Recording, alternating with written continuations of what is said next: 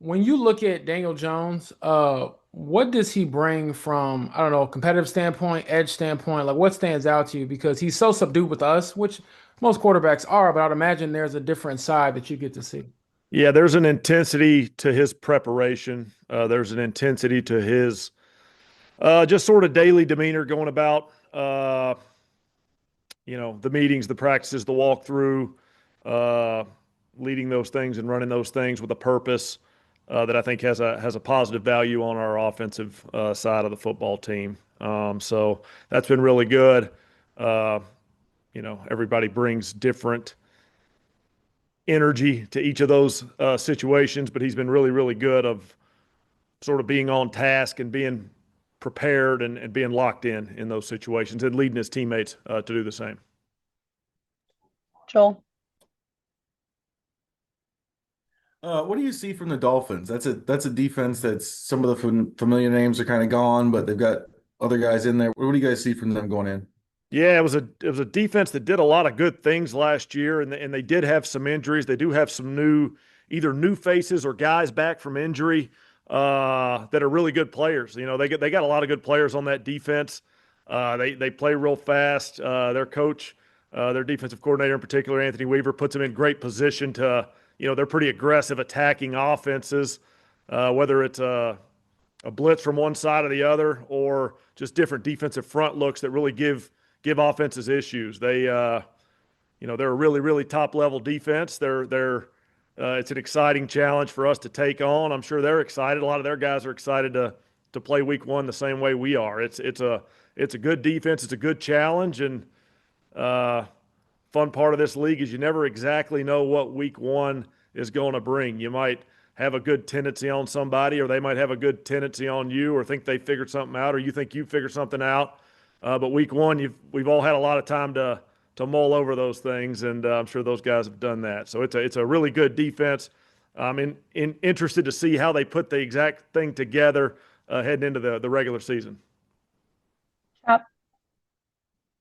Jim Bob, you've had these guys young and old for like 5 or 6 months now, 5 months, and you've seen strengths and weaknesses. What should expectations be of Tyler Warren?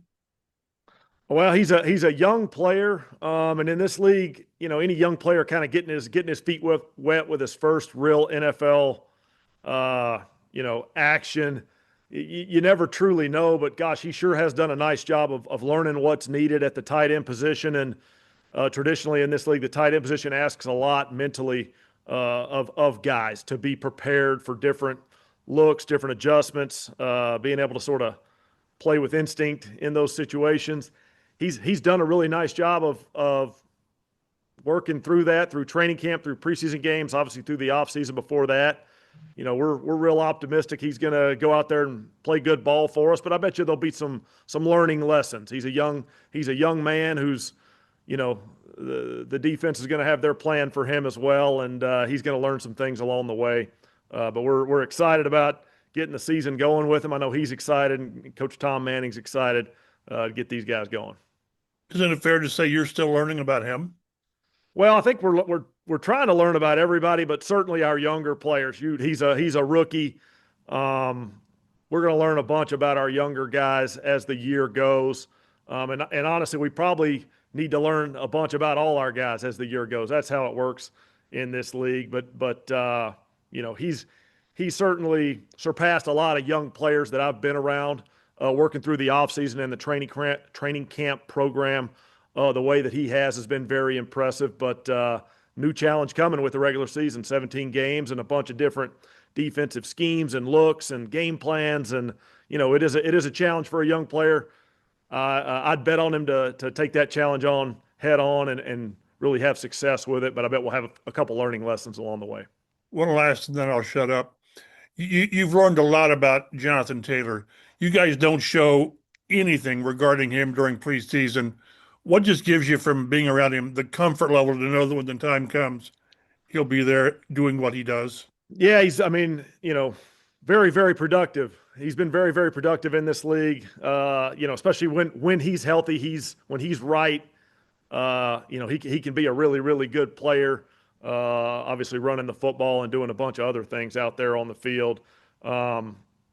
at the running back position at a certain sort of aspect of your career, those preseason reps, I think it's smart for coaches to be intelligent with some of those guys so that they're fully rare and ready to go for the regular season. Jonathan's in a really good place. He's had really good training camp full of practices, and the regular season's coming, and expect him to have a good one. But we got to go put the work in and prepare for these Miami Dolphins. They'll be prepping for us. I'm sure they've got his jersey number circled. They're going to know where he's at. But he's done a really nice job for us, and looking forward to a fun year. We'll do a few more here. Joel, go ahead. You guys used Jonathan almost exclusively at running back down in the second half of the season last year. Not a lot of carries for other guys. Do you feel like you guys with DJ and with Tyler have guys that can maybe give him a breather every once in a while? Yeah, I'd like to think so. Those guys are, those are two different guys in different parts of their career, but those are guys we really liked who have had a good offseason, had a good training camp. I think in a perfect world, a starting running back does have somebody to give him a break, give him a breather, maybe a playoff, maybe a carry off or two here or there. I think when you look around the league, you see enough of that to know that it makes some sense. Those guys have done a nice job. DJ being a young player who, we're learning more about him every day. And as a running back, we do a bunch of different things. The offseason, you don't put pads on. Sometimes you throw the ball a little bit more. You get in a training camp, you get the pads on, but you don't tackle. Then we get in a preseason and we see the tackling. So there's more and more and more that we're going to learn about DJ Giddens and all our running backs when the action is live, the tackling is live. He's done a really nice job. We're excited to see what the year holds for him. And Goody's been really good for us around here. Goody's had a really, really good offseason and camp, and excited about his year he's going to have. So yeah, I think those guys are going to help us on offense, and I think that's a good thing. Steven. Well, I kind of had a JT question, but I guess they took them all. But I'll just ask you a really basic one. There's a lot of good backs in the league for sure. What makes him different? What's unique about JT that makes him who he is?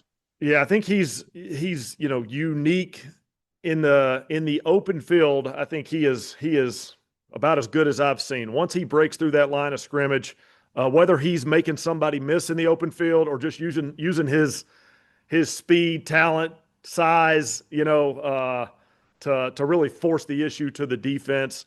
Once he gets into that space, he attacks that space like few I've seen, and he does it really, really well. And we try not to overcoach him on some of those things. At least I do. I'll speak for myself. He's so naturally talented out there in space. We'll just do everything we can to try to put him in position to get him into that space, and then we're excited to watch him go. So it's going to be fun. Going to be a fun year for him and for all our guys. We'll go James, and then Kevin, you can be our last question. Jim Bob, obviously, Anthony, when he came into the season, he said he wanted to start and didn't get that opportunity. But after the news kind of came out right away, he was like, I believe in Daniel. I'm excited for him. I want him to do well. And how much do you think a player's character gets tested when they don't get what they want? And then what have you seen from Anthony from that character standpoint to still be supportive?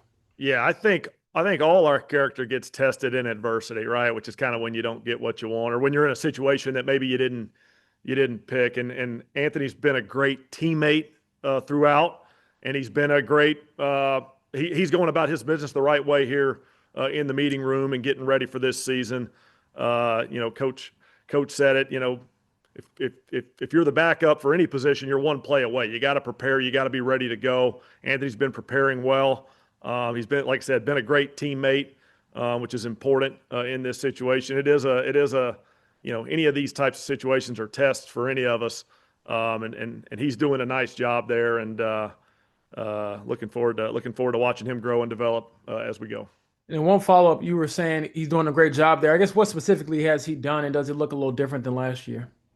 You're saying in the last week?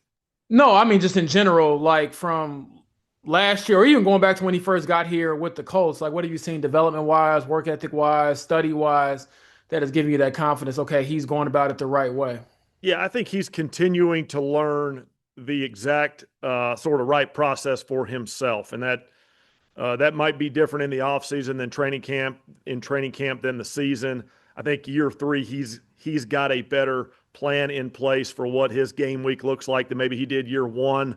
Those are the types of things where, you know, anybody's improving their process as they're a player developing in this league. Shoot, we're trying to do it as coaches. What's our weekly process like? What do I do Tuesday when I walk out of this room with you guys that can make me a little better than what I did last year on this Tuesday? That's what we're all looking to do. Anthony's doing the same stuff. It might be watching a different tape at a different time.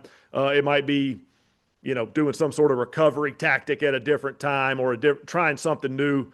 You know, all that stuff's whatever he's up to. Some of that I'll let him share or not share as he wants to. But we're all looking to improve. Sometimes it's 1%, little small improvements. I see him looking to find those. Kevin, go ahead.